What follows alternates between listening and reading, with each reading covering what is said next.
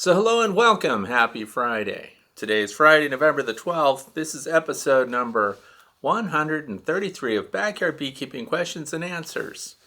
My name is Frederick Dunn, and this is The Way to Bee. I'm glad that you're here. We're going to answer questions today that were submitted over the past week. Lots of stuff to get through. I'm going to try not to rush through it. I'm going to try to take my time. Anyway, how cold is it outside? 51 degrees Fahrenheit and variable, super windy, dropping to cold chills and then warming up again. That's 11 degrees Celsius. Oh, one of the things I wanted to start off with today, because you know that I'm a grandfather. That's right. I have a whole bunch of grandkids running around. So what's one of the things that we try to do with our kids?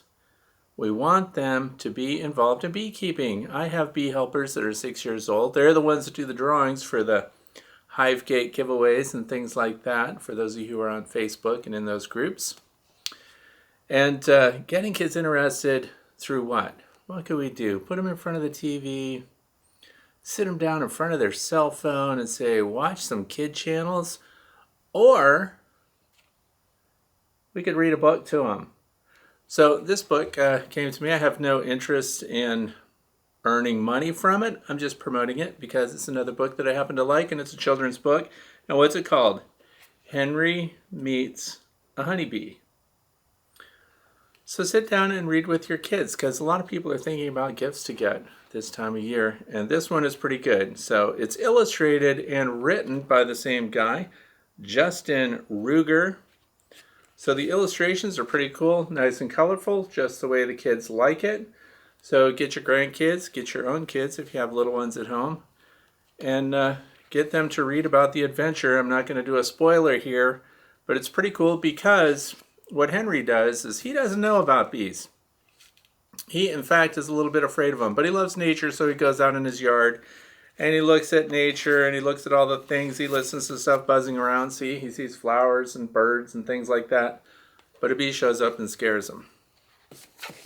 But there's going to be a turnaround. I know you can imagine ahead of time what the turnaround's going to be. He engages with the honeybee. He meets the queen honeybee. And the rest is history. It's a little bit like a book I read when I was a kid. The Once and Future King. It was about King Arthur. And Merlin the magician taught him things. And one of the ways he taught him things and how to empathize and how to learn about the world around him was to turn him into things. So I'm not going to spoil it for you, but Henry gets turned into something that you and I are all familiar with. And at the end of it all, he understands more about the honeybee. And then what do you think he wants to be at the end? I'll just ruin it for you. He wants to be a beekeeper. So anyway, I'll put a link to that down there that just published in October, by the way. And it will not be an affiliate link. I get nothing for it, but check it out. Brand new publication, children's book. It's going to be cool. All right, so what else do we have going on today? I did a lot of studies recently on foraging temperatures. When will bees fly out and forage? What temperature will they forage? And what happens when they drink syrup, for example, that's below 50 degrees Fahrenheit? Is there a difference when bees are consuming syrup side by side? This syrup is below 50. This syrup is above 50. How do the bees act when they drink it? All other environmental conditions being the same. What do you think is going to happen? So that's a cliffhanger too for another video that's coming up. I'm trying to put out more short subject-specific videos. So I'm glad that you're here today. You might be listening by podcast, and that's on Podbean. It's called The Way to Bee. And we'll jump right into the first question here from John Menical. Can I use a typical 12-volt pan vaporizer with my HiveGate entrances? Concerned that the heat of the pan will hurt the hive gates. Thanks as always. So if you don't know, this is the HiveGate. They're on 50% of my hives this year, and we're observing them. So if you have a pan for oxalic acid vaporization, which for those of you who don't know is a miticide treatment.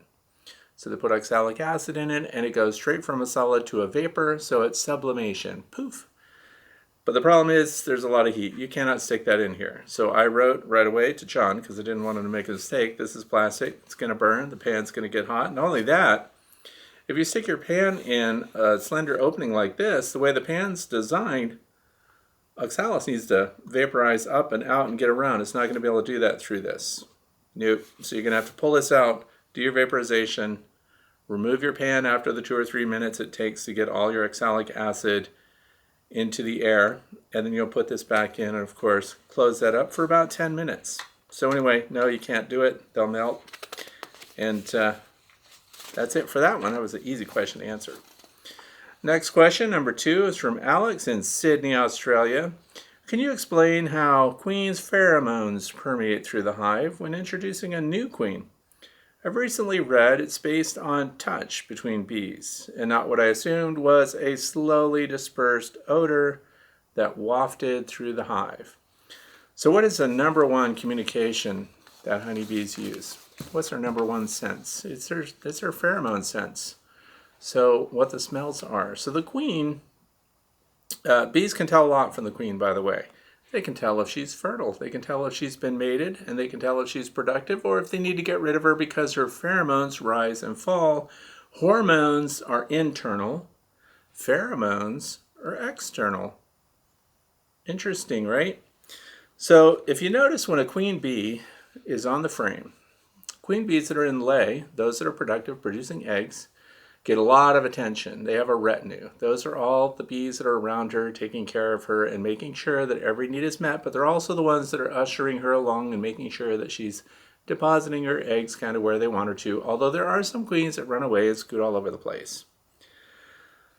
But I've seen brand new queens hatch out, and part of the question here is introducing a new queen. So when a new queen is finally out of her cage, hopefully, the first thing you'll see when the bees are trying to get used to the new queen, and if they've accepted her, they'll be clustered on the cage, and they will be feeding the queen. So they'll be extending their tongues, and they'll be providing her with nourishment, but they are also getting from physical contact. So that's the question here.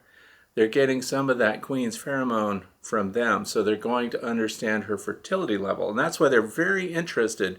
2 queens side by side, one mated, one virgin. They'll basically ignore the virgin and go for the mated queen.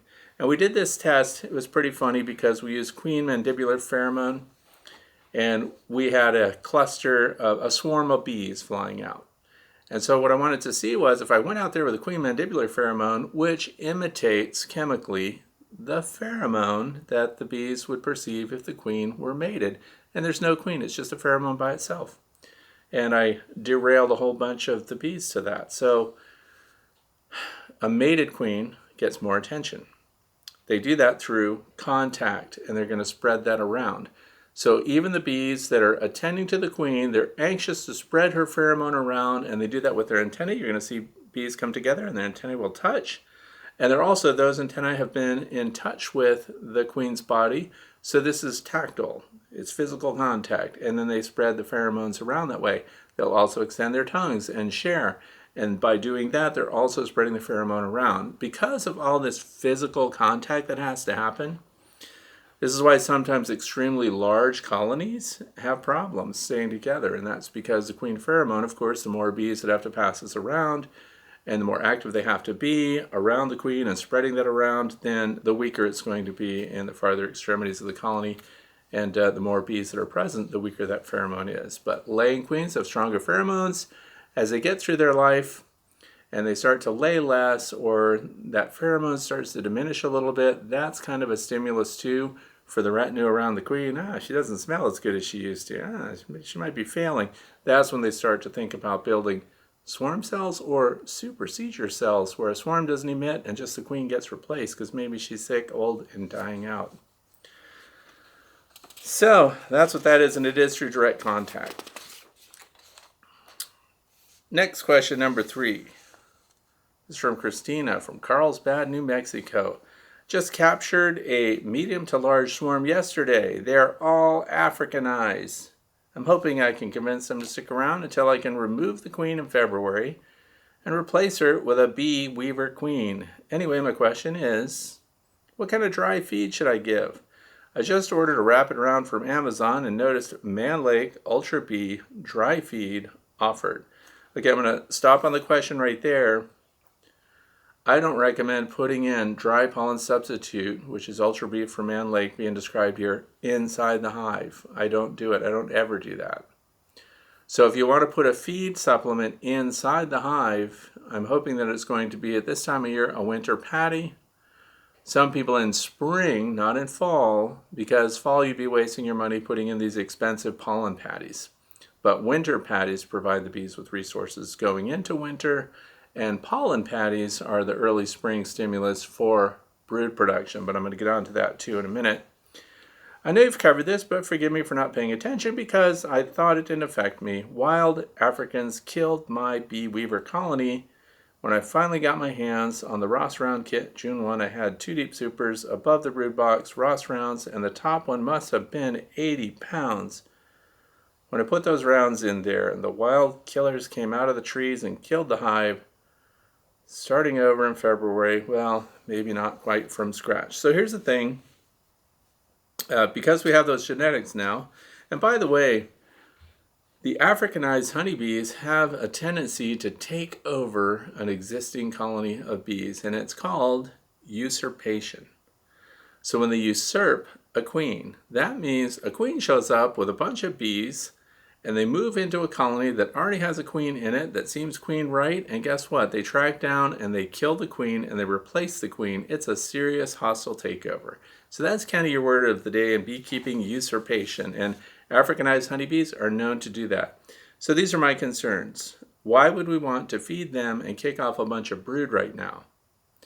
Because if you did that, first of all, the stimulus is not just feed that causes them to produce brood. It's what's coming in from the environment outside, environmental temperatures and things like that. The Africanized bees are not good in cold temperature. That's why we're down here in Carlsbad, New Mexico. So I understand probably they can fly there. But if you're trying to feed them and stimulate brood, we're also risking spreading those genetics to your area because they may not stick around. Because part of it here is trying to keep them around. If they produce drones and stuff, now we've got genetics going out there that are hot. So I actually personally, this is my personal approach to it, and my advice would be not to stimulate growth and development in a colony of Africanized bees because we don't want to propagate those genetics in your area.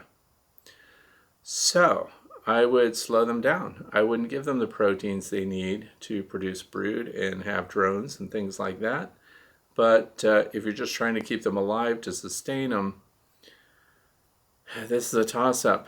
I would recommend, I don't know what the temperatures are in New Mexico, but if you could actually requeen from there, I would do that before I would let them develop and spread their genetics more.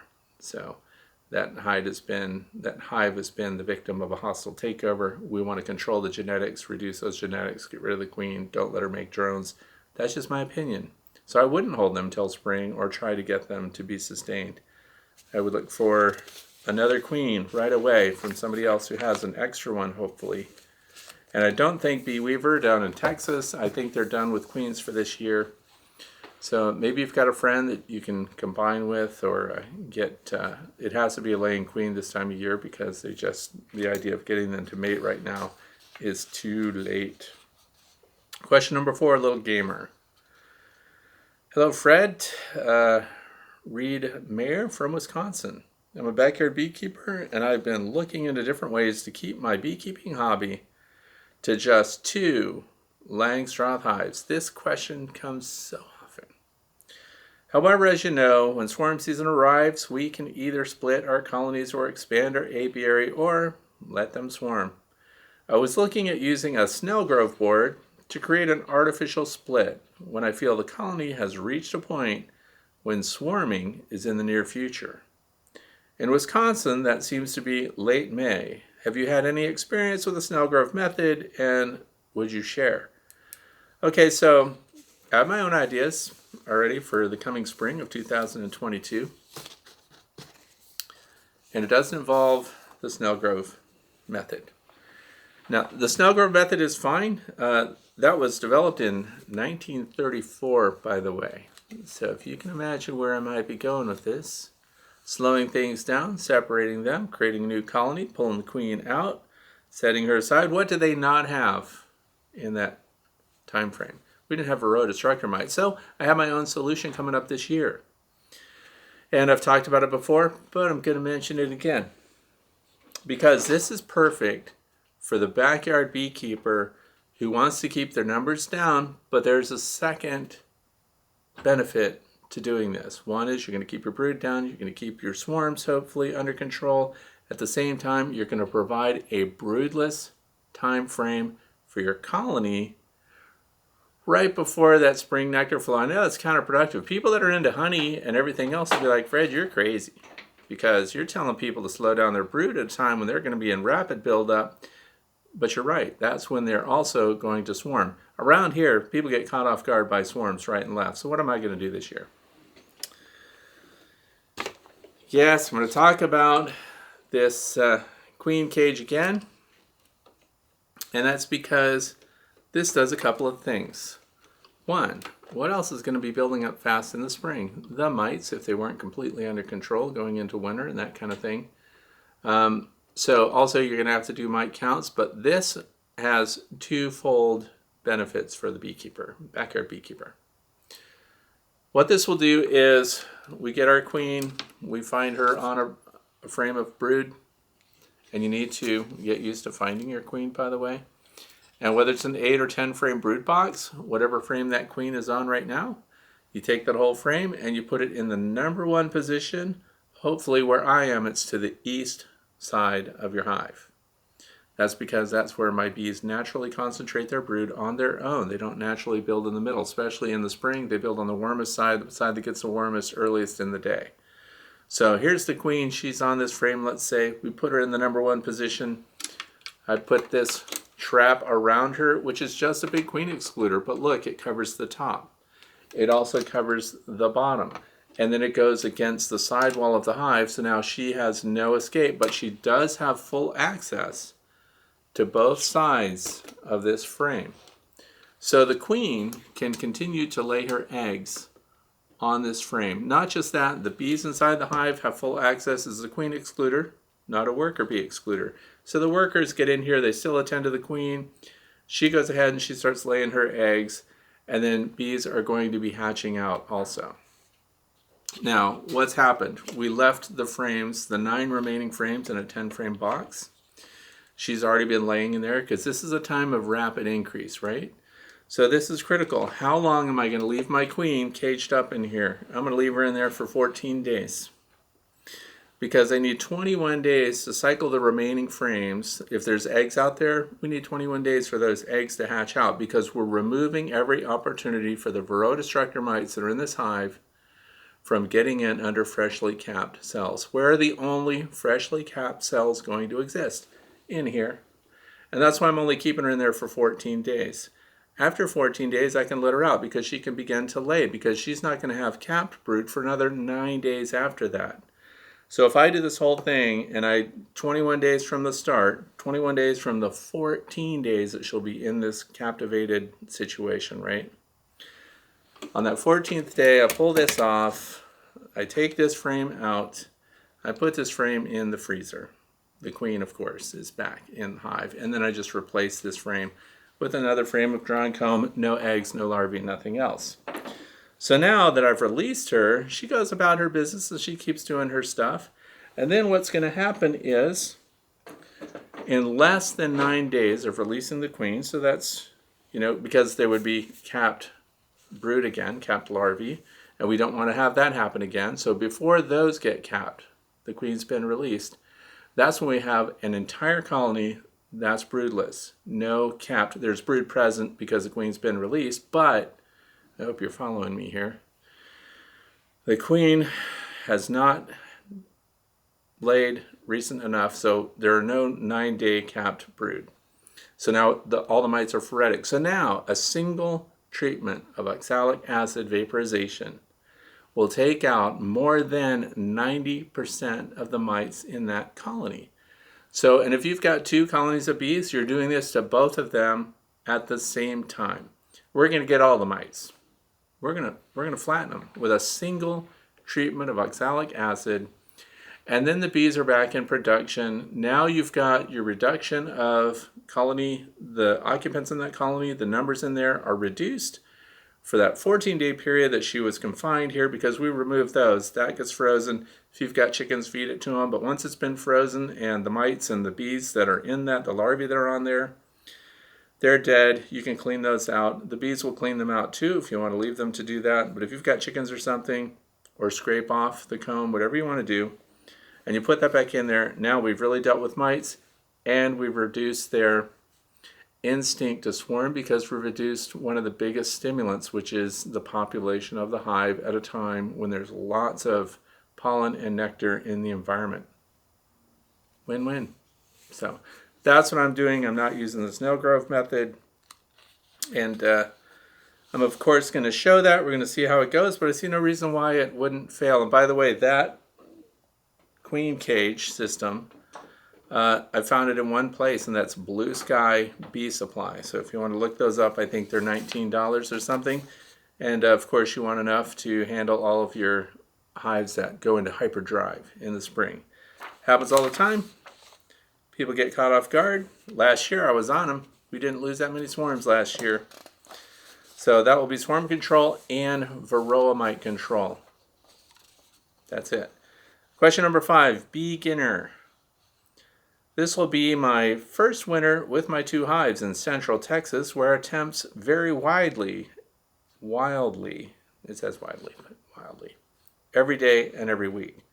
I want to try the Hive Alive fondant and would appreciate your thoughts about offering it in the rapid rounds with the center clear caps removed, as you would do if feeding dry sugar. Fondant would be removed from the plastic package, of course. Okay, so Hive Alive, we know that the liquid Hive Alive works in your sugar syrup. 1/2 teaspoon per pint. Yeah. So anyway, we know that that works in helping combat nosema, for example, in your hives.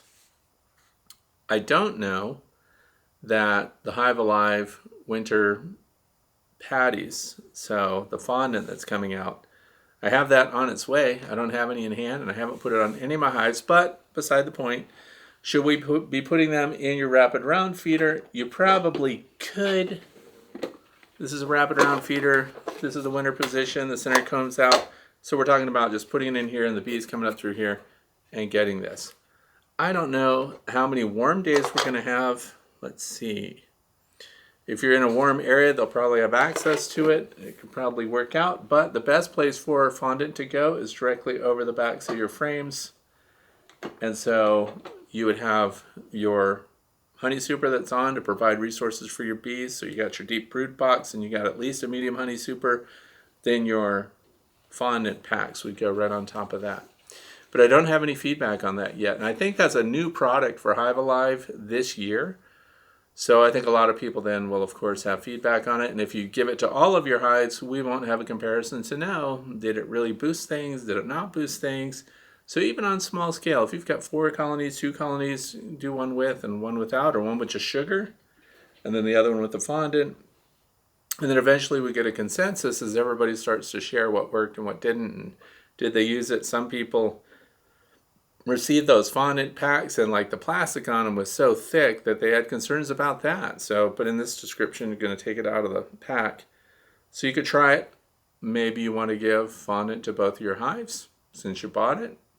By the way, your best price is not to get it from Amazon. Your best price is to get it directly from the Hive Alive website. I don't know what's going on with Amazon, but it was like 2 or 3 times the cost for those individual packs. So get them directly from Hive Alive if you're going to. They have an American distributor company. And I think the parent company is in Ireland. So anyway, good stuff there. But I would put one in your rapid round for one, assuming the colony configurations are identical, and then put the other one right on top of your frame, assuming you've got the space to accommodate that pack. I don't even know how thick they are. But find out what's going on. See how it works out. And then keep us updated on stuff like that. How did it work? What did you do? Did the bees consume it? Somebody else said that they did see that the bees were consuming it and carrying remnants of the packaging out. So then they knew that they were consuming the fondant. Next question is number 6 from Holden Glova. I've read people talk about cycling out old comb and destroying it. Some people I've read about using wood frames advocate burning the entire frame. I wonder How do you go about cycling out old comb if you're using the plastic frames? About 2 to 3 weeks away from my main flow starting here in the middle of New Zealand. It's been a good spring so far. Heavy manuka flowering already, and now hoping to get some of the Kanuka. I don't know what Kanuka is. This property doesn't have a lot of manuka yet, but I plan a couple dozen new ones each year. Oh, we're going to plant a couple dozen, so we're going to spread out that manuka. By the way, manuka honey, if you've ever looked it up, some of the most expensive stuff out there. They assign a lot of medicinal properties to it. We don't have it here. So anyway, cycling out old comb. Now this is an issue, and this comes up, and I recently got, of course, people that are concerned about the plastics that we use. And what I'm always wondering about is, at the end of its useful life, what happens to the plastic? And I'm always checking in with and learning about our plastic recycling situation, because I found out even in the city where I live, well, the adjacent city, where I live, we only have 400 people. It's a tiny town. But so the first sizable city that has recycling, I found out that a lot of things people thought were going into the recyclery weren't. Because, for example, even if there's a piece of paper in with someone's bag of recyclables, do you think they reach in and pull that piece of paper out and then send the rest of those water bottles on to be recycled? Nope, it's contaminated. The whole thing goes to the straight landfill. It's diverted. They're not hand picking things out the way in my mind I thought they were. So the other thing is, when you look at plastic things, flow hives, for example, flow frames, they have a number on them, a little recycling triangle, with the little arrows going, then there's a number 7, a number 2, and so on.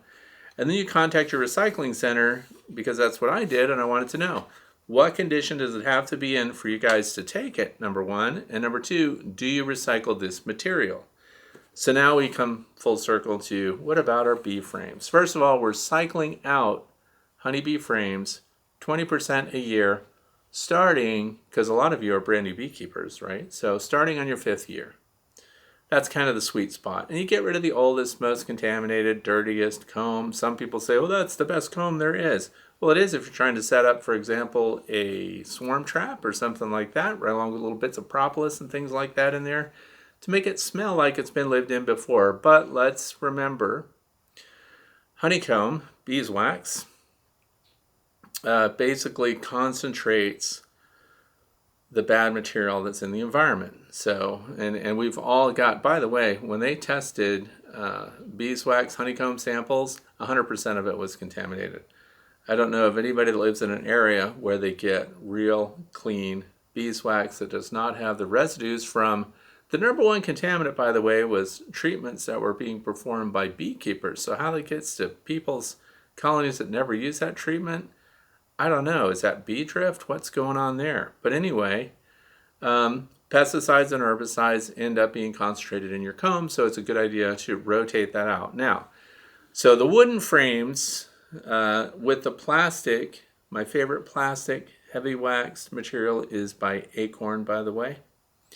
So, and right now, I like the wooden frames with the Acorn inserts in them, the plastic heavy wax Acorn insert. And those are good. They last a long time. Now, as far as when you pop out, when you're taking the comb out, the old stuff, and you're getting rid of it, you just burn the whole thing. Well, first of all, don't burn plastic. So if you've got foundationless, yeah, it makes a great fire starter because beeswax is very flammable and gets things going for your cookout and whatever else. But guess what you have to do to send in your plastic inserts for the recyclery? You have to clean them.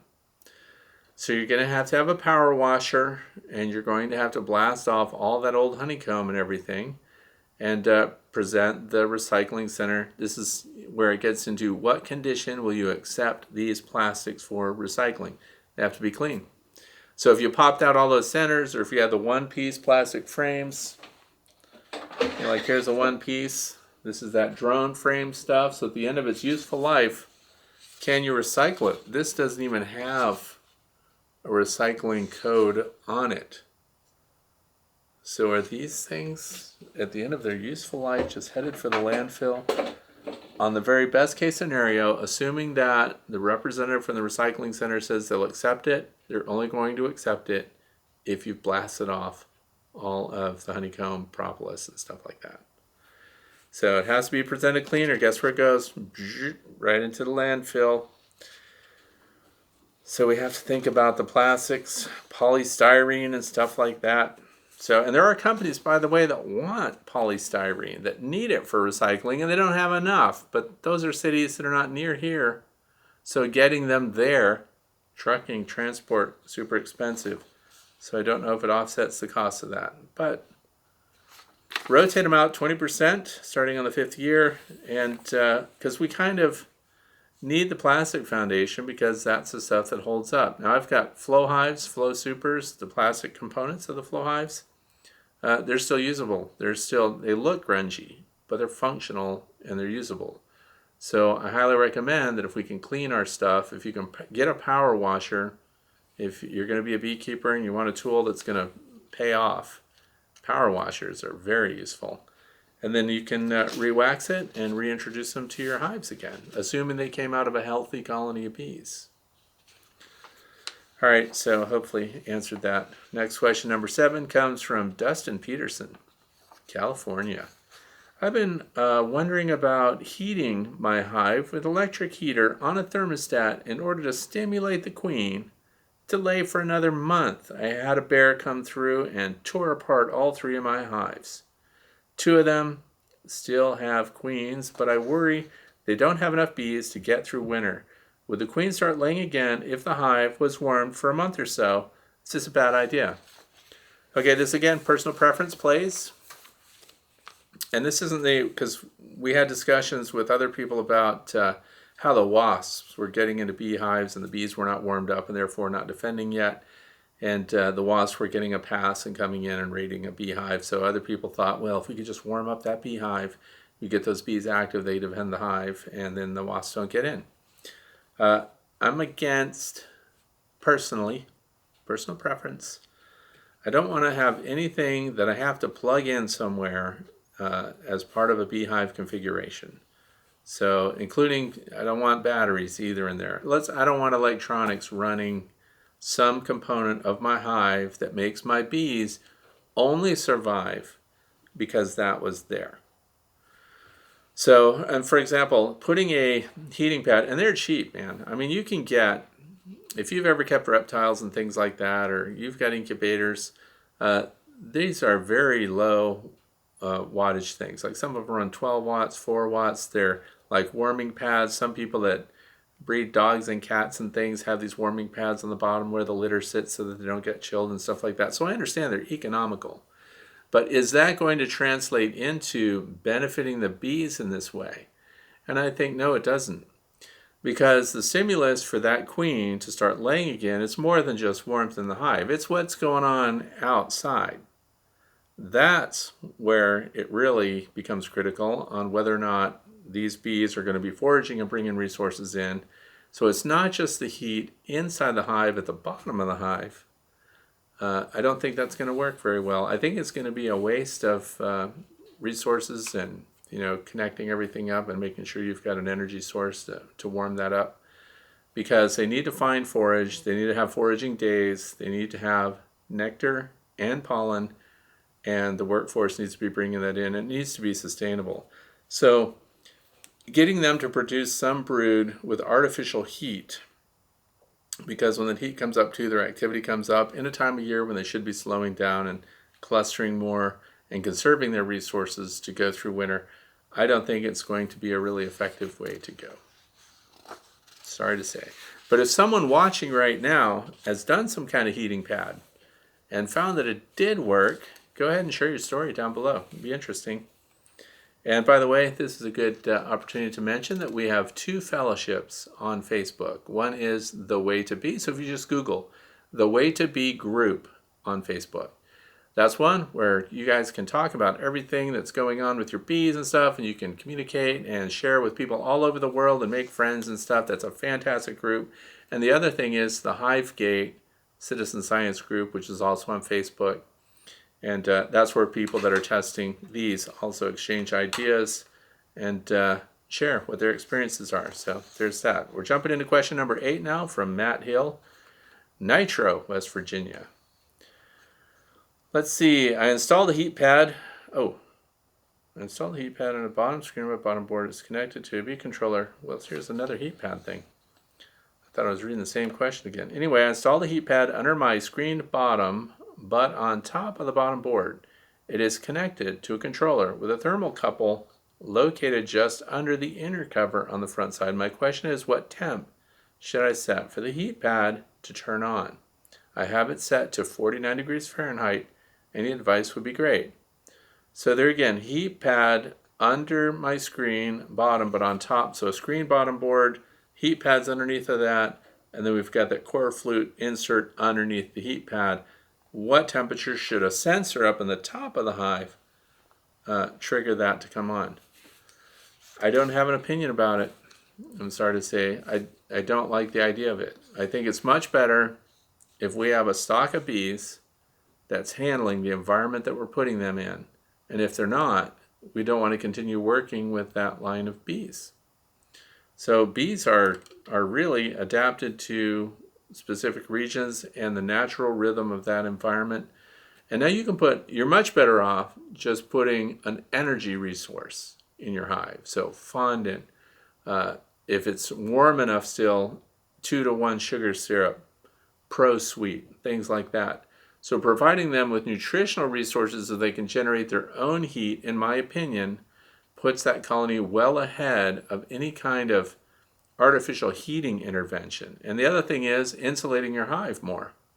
So insulating the cover at the very least, and insulating, then going on to insulate the sides if you find out that that's not enough. But we're in West Virginia here, so I think even just putting an insulated inner cover, insulated food resource on top, not heated, just insulated, will provide your bees with what they need to get going through winter and to conserve their resources. Adding electricity and warming an area like that, I don't have a temperature for you because it would not be something that I would have any experience with because I just don't do it. So my focus would be on nutrition for the bees, carbohydrates for the bees so they can generate their own heat and so they can make that on their own with as little intervention on your part as possible, other than to provide them with a well-constructed hive that's sealed off without bleeding off air into the environment when it gets cold. Question number 9 comes from Tim Bateson, Fairfield Township, Ohio.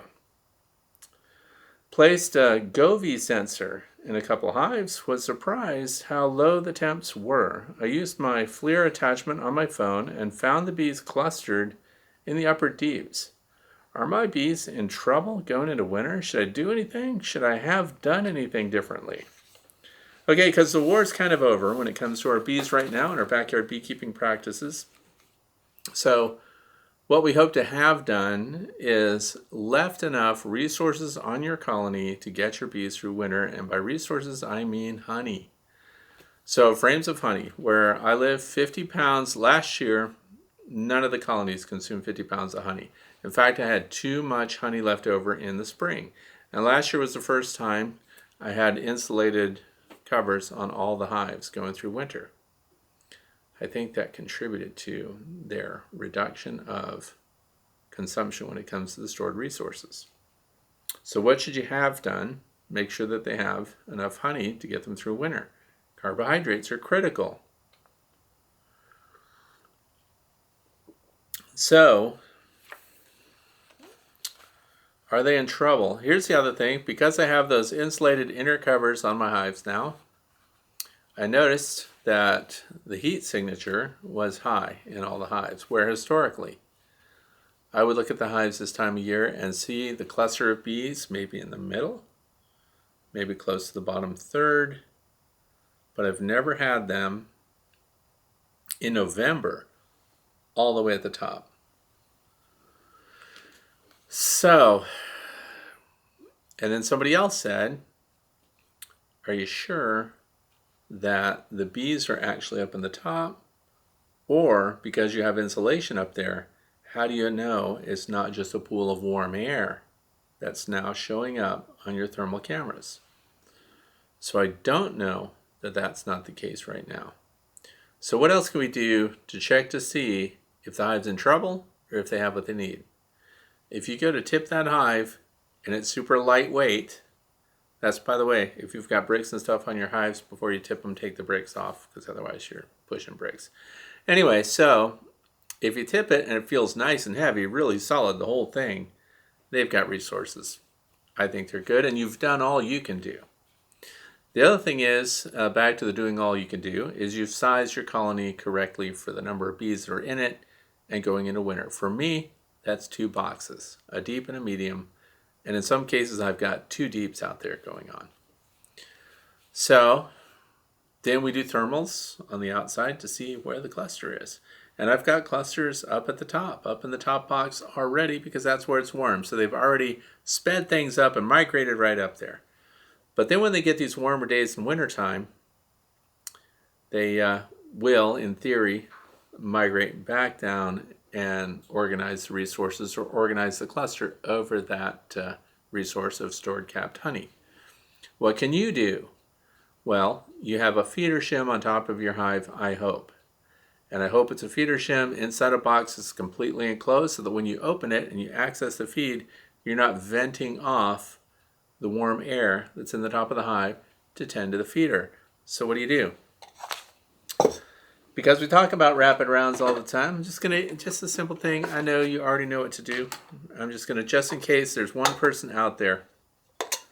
So it's open like this in wintertime because we have dry feed, we don't have syrup. So you've got your dry feed in here, and then what you're gonna do is you're gonna look in on it because all this insulation is around this thing. Insulation is under it. You've got your insulated inner cover and you've got your insulated outer cover. So when we lift this off, what happens? You can put your hand over here and feel the warm air just zipping through it. So as soon as you pull this cover off, I suggest, because you've already got this cap in your feeder, it's stored up there, put that right on top upside down. All that does is keep the air from just blowing out of here while you refill this with dry sugar or add your fondant chunks or whatever you're putting in there. And then when it's time to button things back up again, then you pull it off and just go ahead and put that right back on there. It stops the airflow, and then we can put the box back together. So if the whole time that if you're attending your rapid round feeders and the whole time you're doing that, the center column's wide open, you have an 1.5 inch diameter hole that is just a chimney bleeding off all their warm air out there. So go ahead and just put that cup is already there. Just close it up so the air is not flowing through there to get things buttoned up. Close it back up, put them back to bed. So what you can do after the fact is make sure emergency resources are available on your hive. And for some people, like me, that's going to be dry sugar for part of them, and the others are going to have that fondant by Hive Alive. So we're going to try that this year. So I hope that's helpful. That's question number 9. Moving on to number 10, and this is from Brenda. Brenda W, I'll say, because the last name is complicated. I still have orientation flights going on, and let's see. Bees are still being hatched out. So she's looking at her hives, and the bees are doing orientation flights, which indicates that they're hatching brood and that these are young bees that are flying, and the days are warm enough for them to fly out and do their orientation flights, which is what new bees do. It's already 7 November, and I thought the queen would stop laying by now. My plans were to use oxalid when it's broodless, and it doesn't look like that is happening soon. I just don't want to get really cold. Now the cold temperature, and I'm glad this is mentioned because a lot of people are throwing around that, yeah, I just did an oxalic treatment. Oh yeah, I can do oxalic anytime. And in theory, it's true that you could do your oxalic acid vaporization treatment anytime.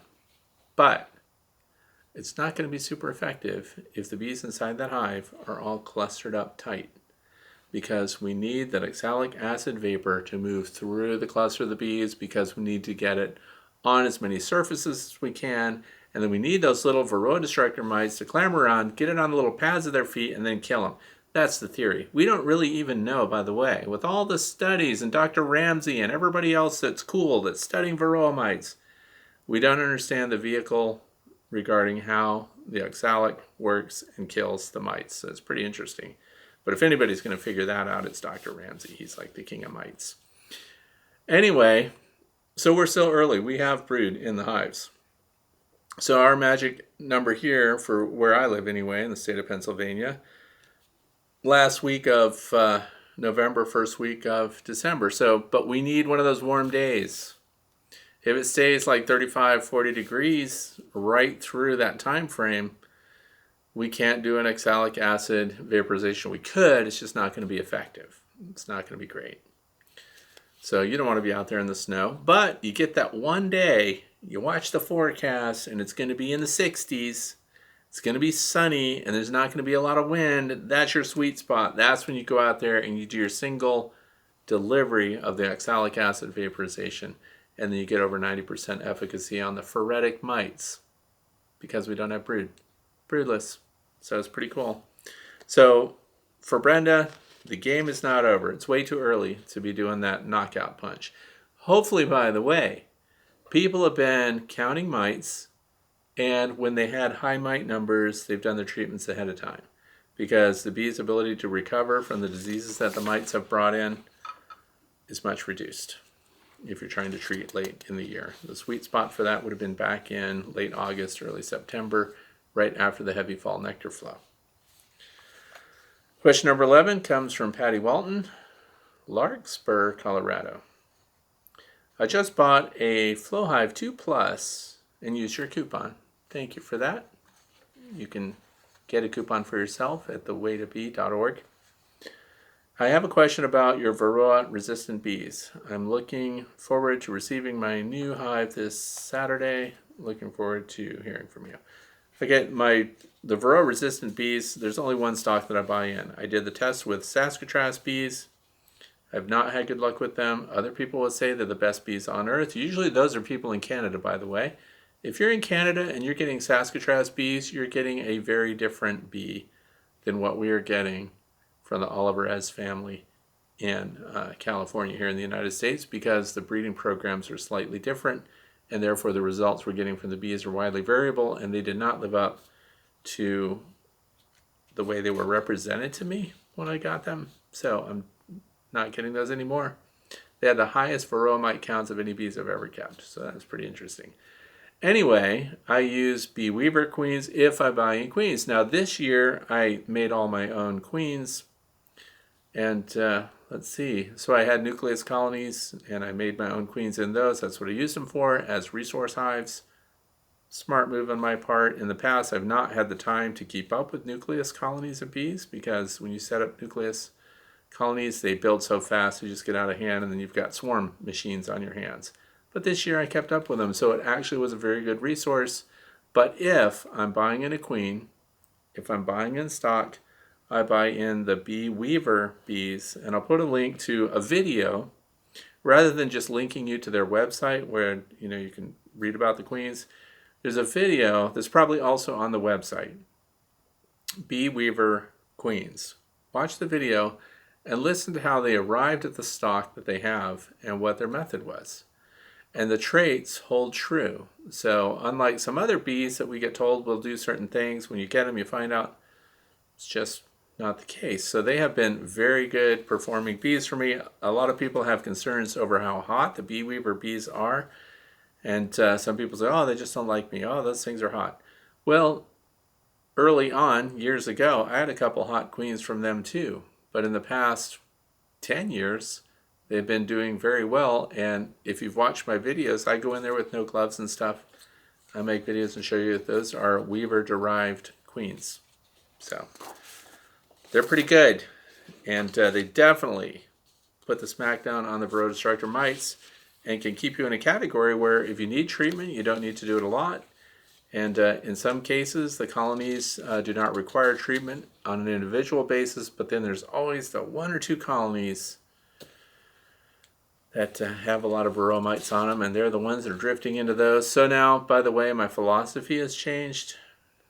I do document who's got the highest mite counts, and of course, now that we know how much drift occurs and how much sharing of pathogens goes on within your apiary, so if you're a backyard beekeeper and you've got 2 to 4 hives or 6 colonies and they're all in close contact with each other on your quarter acre plot or half acre, whatever it is, and you've got super mite productive colonies in there. Keep records of who had the high counts, who had the low counts. Those are your breeders in the low count category. But now I treat the entire apiary the same. So they don't just try to treat one colony because they're loaded and then let this other colony go, because the loaded colony has a way of spreading their negativity all over the apiary.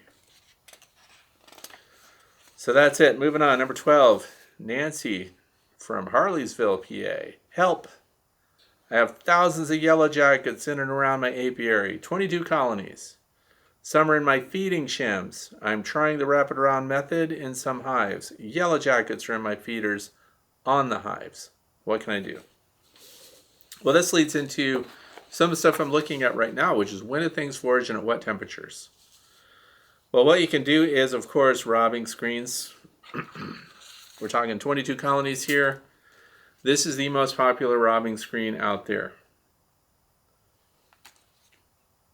And this one also works as a mouse guard too. So anyway, this is something that whatever kind of robbing screen you have, everybody needs robbing screens available in an emergency. This one is by Bee Smart Designs. This comes with pins. You can see that a colony is being attacked and you can close it up right away.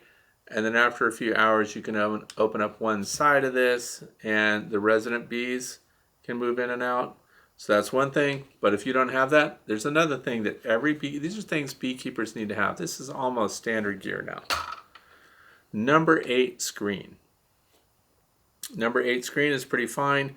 You can create a barrier that you clip right on the front of the hive. Like here's your entrance in the middle. Here's your entrance reducer. You take number 8 screen and you shape it like a C. And you put it right over the top, right up against the front of the hive. You put that screen, and that screen should be about 6 to 8 inches in width. The resident bees will move around the screen to go out and come in. They'll work it out. The robbers, the attackers, and the yellow jackets will hit that screen dead center trying to get in that opening because they've already been getting in there. So that's another method. We create a reroute for those yellow jackets. By the way, I couldn't dislike yellow jackets more right now. Now then we go to the other part, the hive gates. The people that are using these that are living in high yellow jacket and high wasp attack areas where they've lost colonies. The results this year have been fantastic from people in Washington State. And I want to thank those people for sharing their experiences that by having hive gates, this style of entrance, their yellow jacket losses are way down. So these things paid for themselves huge. So that's another part. So robbing screens, homemade robbing screens, Bee Smart Designs, number 8 wire, and creating a different route into the entrance, which foils robbing honeybees for a while, and it also foils the yellow jackets who just try to go straight in. And then you know which hives are being robbed, because the bees and the wasps that are trying to get into that, they're not just at the entrance. They're at the sides, they're at the back, they're the ones trying to scoot up underneath the cover. When you see that activity around a hive, get over there and take a close look, because that hive's in trouble. They're trying to find a way in. And the other thing is, this time of year, a lot of people are discovering that there's little cracks in their hives, or there's little areas where bees are getting in and out where you don't want them to be able to do that. And those are the routes that your robbers are using. And they're flying away fast when they get out of there too. They're not just hanging out, and there's no guards at those places. So examine and inspect hives carefully and be ready. Now, if it's an emergency and you've got a really wide open entrance, shut down an entrance reducer until it's like a 1/2 inch wide. So if a colony is actively being robbed because you want to increase their ability to defend it. That's pretty much it. Robbing screens. Number 8 screen that you fold and shape and do your own. And then, of course, hive gate units. Those are all fantastic wasp defense units. Number 13 here, snow bees, apiaries, and homestead. Could you please have a discussion about bee and torpor? Seeing mixed answers on what, when, and why it happens or does not. Torpor. In fact, we had cable guys out here this morning, and they were asking that very question. What do bees do in the winter? What do they hibernate? Well, they go into a state of torpor, and you know, if you go down the rabbit hole on torpor because you really want to understand it because we want to know stuff about bees. When people ask us questions, we want ready answers. There are lots of studies that have been done on how bees manage their own metabolism. And a state of torpor is what's the stimulus for torpor, first of all? The number one stimulus for bees going into a state of torpor is the outside and environmental temperatures. So the bees go into a state of torpor when they have to conserve their bodily resources. So there's two stimuluses for causing torpor. You'll sometimes be walking around outside and you'll look on a flower and it's near sunset and the temperatures have dropped into the 40s or whatever. And darn if there aren't bumblebees just clinging to the center of a flower. And then you'll look and there'll be the little solitary bees, but they won't be solitary. There'll be 2 or 3 of them all clustered together, just like little yin and yang symbols. They're stuck right to each other. They have entered a state of torpor. And that slows their metabolism. Honeybees also, you'll find they'll bite onto a petal with their mandibles, and then you'll see them stuck on a flower too. They couldn't make it home. They knew they couldn't. A rainstorm came, something like that. So to conserve their resources, they go into a state of torpor, a reduced stimulation time. So this is the other thing where I had people with me and we were looking and I said, look at this bumblebee. Have you ever seen the pictures that people shoot around social media like, here's a bumblebee that gave me a high five? I said, watch this bee try to keep my finger away. It's going to give me a high five. So we have a bumblebee that's in its little torpor state, reduced. It can't fly, by the way, because it's chilled too far now. They can't just turn on and go. It's not like a gas turbine propulsion system on a ship where you can turn a key and kick off. It's like a steam propulsion system that requires you engage the jacking gears and the screw has to turn really slow and there's a very slow warm-up. That's what happens to these big bees. So they need to generate heat, they need to vibrate, but in a state of torpor they're conserving energy so they can survive the night. And then you put your finger down and darn if that little bee didn't just put one of its feet up and try to keep me from touching its body by giving me that high five. So honeybees do the same thing. The state of torpor is a reduction in resources, but they're really in jeopardy when they do that.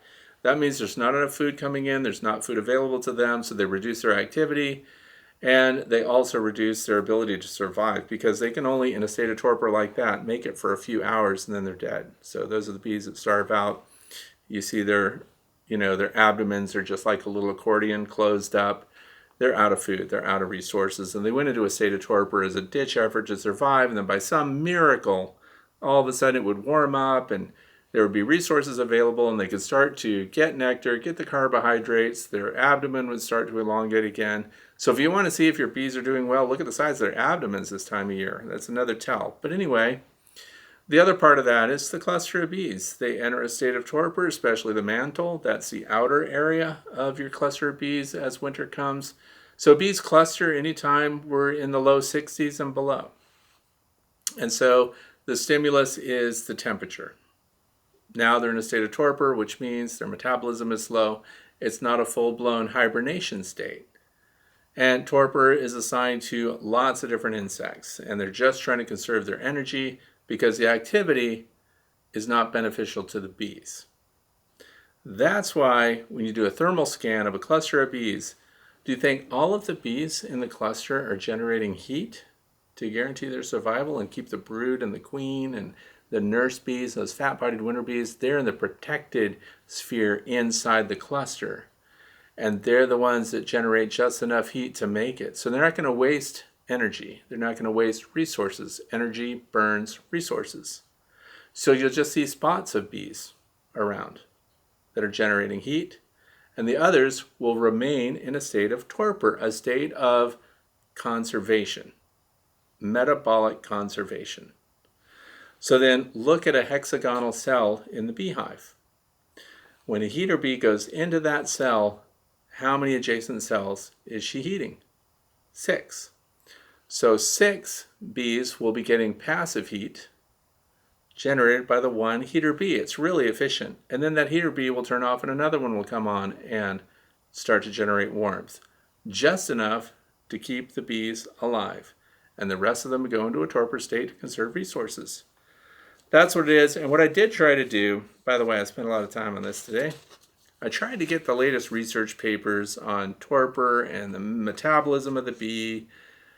And every single one of these papers costs $39. I wrote it down, $39.95 if you want to read the paper. So I didn't want to spend the money, so I did not get that deep. There are interesting publications: The Energetics of Pollination, Annual Review of Ecology of Systematics. That was November of 1975, UC Berkeley. So these studies about bees and torpor, by the way, is not completely understood or fully evaluated yet. That might be why there's some discussion and why people have kind of unclear ideas about what it is, why it happens, when it happens, and what the metabolism alteration really is. So it's just one of those things we just want to know. Why do they go into torpor? What's torpor? And why does it happen? So we do know nutritional resources are deficient, torpor. Temperatures that are too cold and there's no benefit to foraging, or they have an inability to forage because it's too cold, torpor. Overnight. A solitary bee, chances, once they go into a torpor state due to the cold, they're just hours away from death on their own.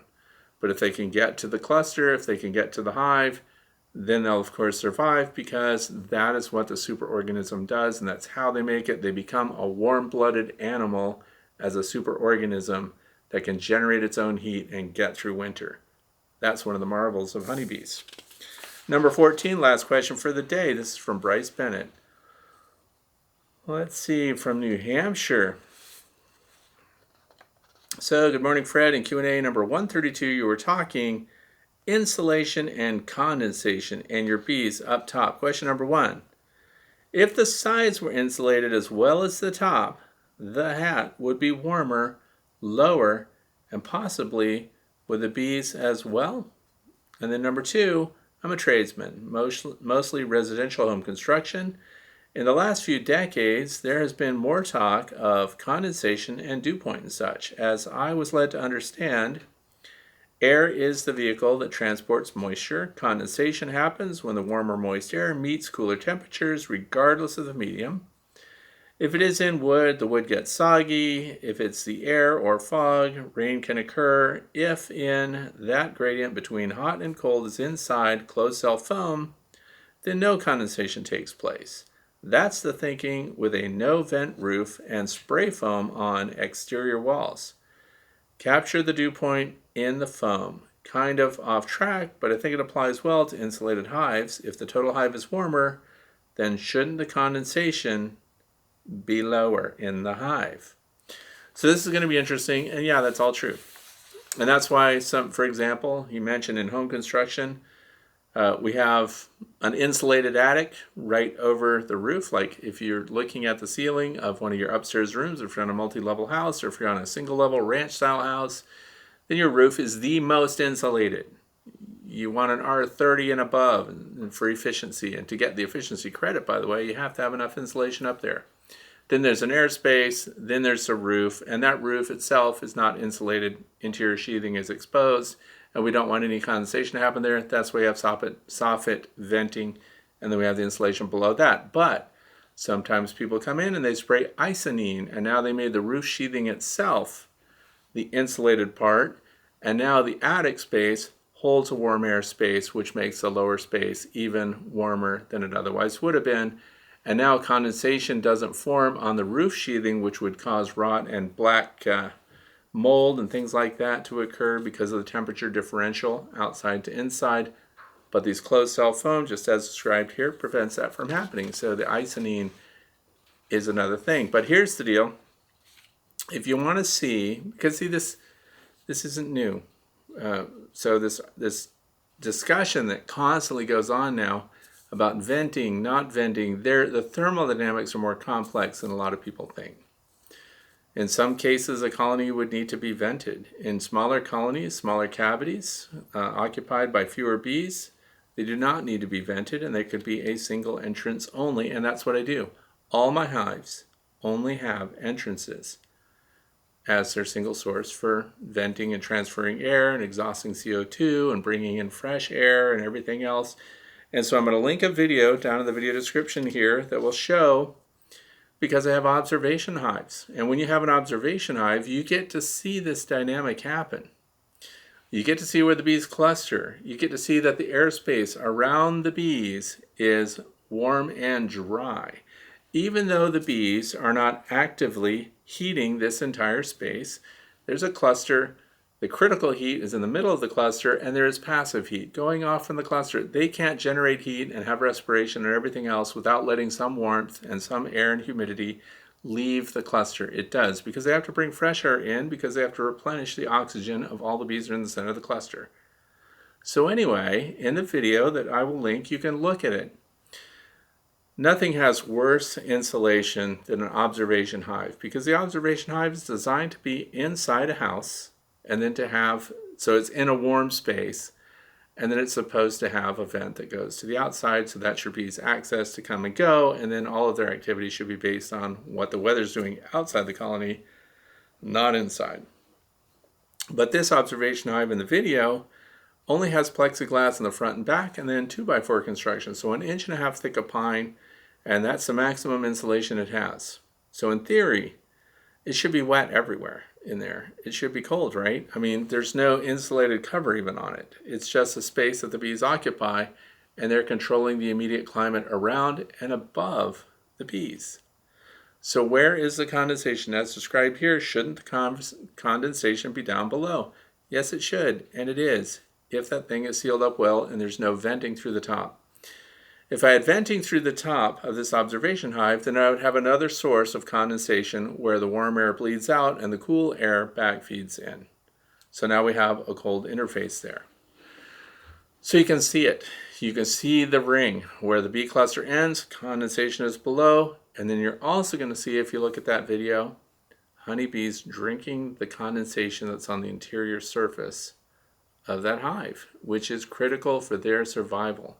Just as humans need to be properly hydrated to help defeat the potential for hypothermia. So aside from wearing protective clothing and everything else, those who are dehydrated, those who are undernourished, don't hold up so well against this cold environment. Those that are well nourished and that do have proper hydration levels have a greater resistance to these cold environments that they're in, that we're hoping to get them through winter. So I hope you can look at that.